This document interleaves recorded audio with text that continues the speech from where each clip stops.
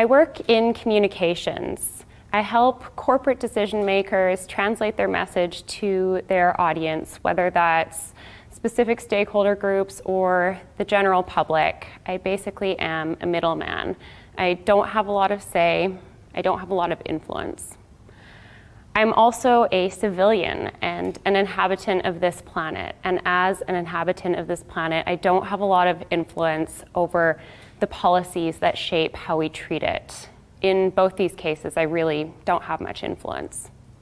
This way of thinking that I don't have a lot of influence, it's very limiting, and it actually isn't how I think. I think the opposite. I think that I, as an individual, have the power to make decisions that can greatly help improve the outcomes of our society and of our planet. I can actually prove that I do have influence. I want to share some scientific research that I conducted that helped me confirm that I have the ability to have a statistically significant impact in my little corner of what I do. I've been working in the marketing and communication space for over a decade, and in the beginning I was doing a lot of consulting work, working in a variety of industries and sectors, and I decided a few years ago to make a switch and go in-house and work with one specific organization. And this organization I work for is a recycling company. We don't do your typical curbside recycling, so we don't recycle things like bottles and paper. It's stuff that you actually have to take to a recycling location, things like paint and light bulbs and smoke alarms. When I started working in this space, my background was as a behavior change specialist, and I didn't really know much about the environmental sector. So I began by doing a little bit of research and seeing what was out there. I wanted to look at other campaigns and see how institutional and private sector and not-for-profit were messaging in the environmental space. And something that really stood out to me was that people in this space were messaging in a way that was really big and really emotional. And a lot of the feelings that I was having when I was looking at these campaigns were feelings of hopelessness and powerlessness. Things like, if we don't reach our 2-degree stabilization target by a certain date, these are the series of consequences that we will face. And I do believe that this message is very important for building awareness, and it certainly has its place. But I also believe that context matters. And in the case of the work that I was doing, I was trying to drive very specific action and get people to take their products to a recycling location. And I didn't feel that a message that focused on the consequences of inaction was what was going to drive people to really make that trip to the recycling location. I didn't think feelings of hopelessness or powerlessness were going to be those drivers. I felt that people needed to feel empowered in order to drive that action.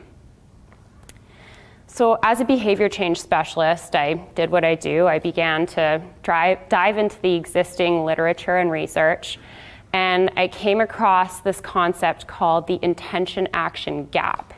And what that looks at is people's good intention, let's say in this case, the good intention to recycle a light bulb, and the actual actions that take place. So somebody might think it's a good idea to recycle a light bulb and an important thing to do, but when it comes time to dispose of that light bulb, instead of taking that trip to the recycling location, it ends up in the trash and goes to landfill. So there's that gap between good intention and the actual actions carried out. I really wanted to understand what motivates people and what barriers exist in the recycling space that could potentially help close the gap. I know that I can't tackle every single barrier in the recycling space. It's very complex. But what I can do is focus on my area of expertise and my wheelhouse. And what is in my power to change is the message that we put out there. I really did believe that instead of focusing on a message of a potentially bleak future, the way to go was to focus on empowerment. But I did want to make sure that these ideas that I had and these theories that I had of empowerment were correct. And I do have a Master of Science, and I like to use data to validate my ideas. And so I wanted to use scientific evidence before I went ahead and changed the message to one of empowerment. And so I conducted research that tested my assumptions. I used a data sample that was representative of the population where I live, and I set out to test my hypotheses. And really what my research did is it explored the cause and effect relationships of how communicating about recycling translates into action in my province. And what my research revealed is that most people do believe that recycling is important, and most people believe it contributes to solving environmental challenges like climate change, which is great. My research also showed that most people have the good intention and desire to recycle, which is also great. And the research showed that despite the good intention, some people still weren't recycling. So there's that gap we were talking about. It showed up, it was true, it was happening in my space. And so next I really wanted to understand where the biggest gap was. I wanted to understand why some people had this intention to recycle and they weren't following through, and figure out if I could close it. And what I found was that the biggest gap between intention to recycle and the actual follow-through was among people who believed that recycling is not the norm. It was people who had thoughts like, others in my community don't recycle, so why should I bother, because I alone can't make a difference. Basically, they were focused on the problem and they perceived the problem as too big and too insurmountable. So when it came time to dispose of that light bulb, it went in the trash. And then where I saw the smallest gap, that was interesting to me as well, because I wanted to know if I could take that motivation amongst those people who believed recycling was the right thing to do and actually followed through. I wanted to understand what their motivators and barriers were. And I found that the group with the smallest gap between intention and action was among people who believed that most people in their community do in fact recycle. So they thought that recycling was the norm. And they also believed that their individual contribution was part of a great collective action. So these people were solutions focused, and they really focused on how their contribution was an important piece of a bigger puzzle. And so now that I had this knowledge and information, I wanted to translate that into my message. And I decided to test different messages based on this research to see how motivated people would be to recycle. And I wanted to see if that message could, in fact, close that intention and action gap. And so what I found in testing messages is that there were 3 messages that did have a significant impact on improving motivation to recycle. That first message focused on impact. So it was letting people know that their impact, that when they recycle, they can have a true impact on climate change. And so we provided them with information that helped explain that. The second message focused on social norms. So it was basically letting people know that those in your community and your neighbors, these people are around you, are all recycling, and you can be part of a movement that's already taking place. And then the third message that was really effective was using quantifiable evidence. So we shared a stat with people that over 7 million light bulbs were recycled in this province.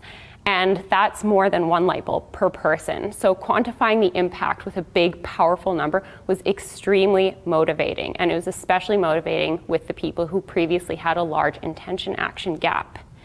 And so the summary of these messages and what we basically learned we need to tell people is that we need to let people know that when they recycle, it does have a positive impact on climate change, and that it's the norm and other people are doing it. And of course, we need to back it up with facts.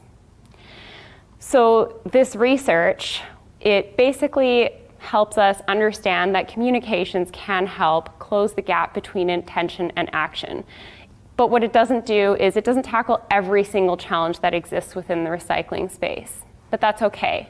What I did do and what I did focus on was what I can solve.